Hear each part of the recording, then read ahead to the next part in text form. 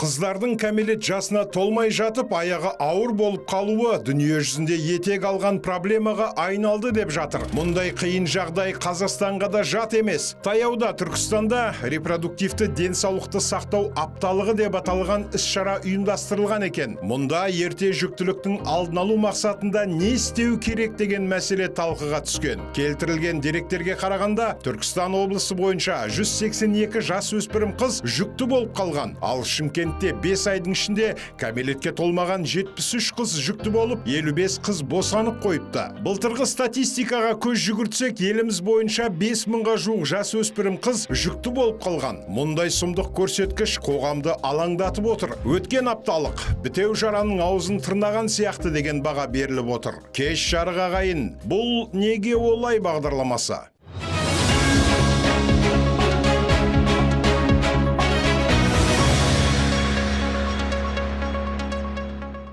Осыған байланысты неге KZ ақпараттық сараптамалық порталы көлемді сұхбат жариялаған екен. Қазақстан президентінің жанындағы әйелдер істері және отбасылық демографиялық саясат жөніндегі ұлттық комиссияның мүшесі Назым Жанғазиновамен болған сұхбатта бұл проблемаға қазақ қоғамы қалай қарау керектігі жайлы жан-жақты байсалды әңгіме өрбіген. Қазақ қоғамында жастар арасында жыныстық тәрбие жоқтың қасы екені рас. Жас қызбен немесе ұлмен үлкендердің ондай тақырыпта әңгіме жүргізуді ұят болады деген ұстаным бар. Ал есесіне бесіктен белі шықпай жатып, жыныстық қатынасқа тап болып қалу, сөйтіп жүкті болу оқиғалары болып жатады. Қыздардың туысы, көршісі тарапынан зорлыққа тап болып, аяғы ауыр болып қалуының мысалдары да көп. Қыз барған жеріне пәк болып аттану керек деген ұстаным да бар. Бірақ өкінішке қарай, қыздарымыз пәк болып бармақ түгілі 12-де бір гүл ашылмай жатып, бала туып қойып немесе түсік жасатып жатыр. Ал бұл жастар арасында жыныстық тәрбиенің жоқтығынан болса керек. Әрі беріден кейін жастарға мүшеқапты қолдану жайлы кеңес бергеннің де артықтығы жоқ деген пікір пайда болды. Мұндай пікірдің өзі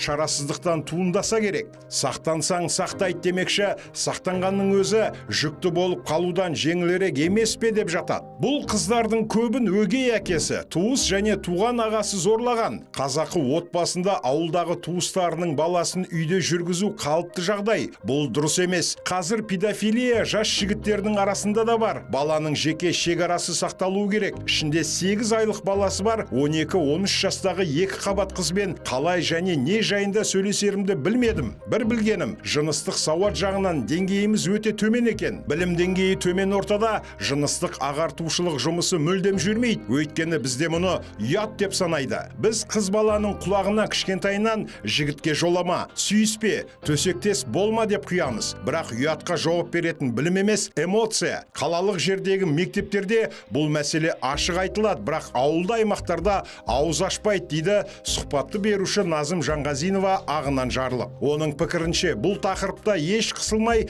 балаларға 11 жастан бастап айта беру керек. Қыз 15-16 жасымда босансам, менің физиологиям оған дайын емес. Бұл қиындық әкеледі. Мұның салдары ұяттан да жаман болады деп ой түйген абзал. Ол үшін сақтанудың жолын іздеу керек. Ең қол жетімді түрі мүшеқап пайдалану. Дәл осылай ашық айтсақ, онда тұрған ештеңе жоқ деп жалғасады сұхбат. Осы мәселені кеше аналармен кездескенде тілге тиек етсем, кейбір әйел бетіме қарап күледі. 40-тан асқан әйел 15 жасар қызымен ашық сөйлесуден неге қашады? Бұл туралы қызыма жақ ашқым келмейді. Себебі ол тұрмысқа қыз болып шығу керек дейді. Бірақ ата-ана қызының немен айналысып, не істеп жүргенін білмейді ғой. Екі қабат болып қалса, бұл күйеуге қыз болып шыққаннан да үлкен мәселе туындамай ма? Сондықтан да бізге ағартушылық ақпараттық жұмысты күшейту қажет. Біз мектеп бағдарламасына арнайы қосымша пән енгізу жөнінде ұсыныс айттық. Сыныптағы тәрбие сағатында қыздарды ғана тәрбиелеу дұрыс емес. Мұны қызға да,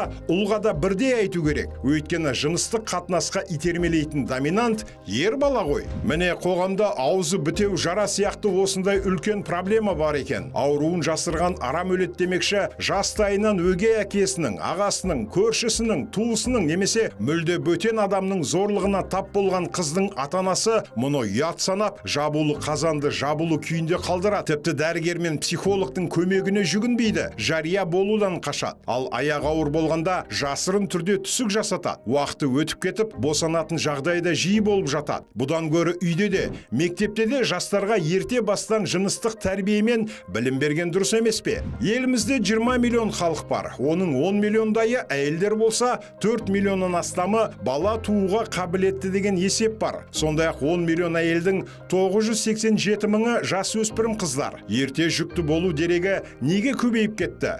Дүниежүзілік денсаулық сақтау ұйымының ашық деректегі мәліметінде жасөспірім қыздардың босанып қалу дерегі бойынша Қазақстан 180 мемлекеттің ішінде 29-шы орында екен. Қазақстан бойынша кәмелет жасына толмай 2 қабат болу көрсеткішін Маңғыстау, Түркістан, Ұлытау облысы бастап тұр. Арнайы сіздер үшін неге олай бағдарламасы? Құрметті көрермен, YouTube арнамызға жазылып, осы мәселе жайлы пікір қалдыра отырыңыздар.